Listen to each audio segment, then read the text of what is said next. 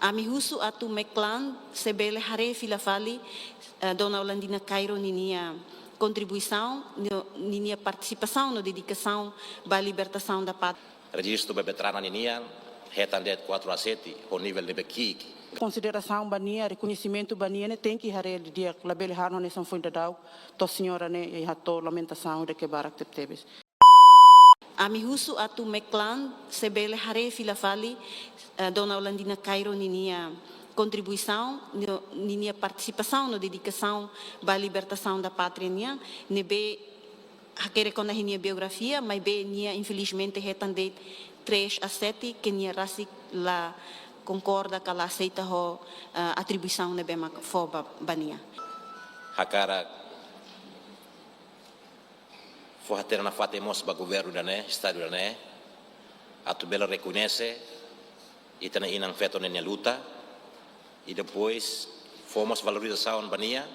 na mos bania família wang tiak siran bema kela. La bela halo depois de voto de pesari da né, ita halo tiha ninia valorização de vez em quando la iha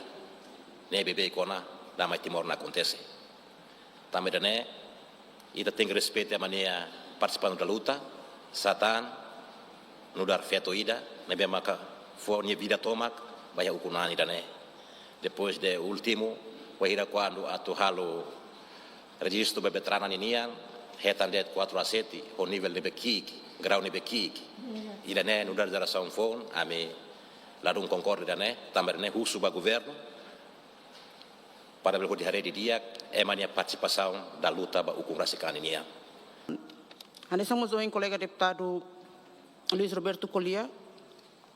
Saudosa né ema heroína lá os combatentes lá os nia tabik ou nia maka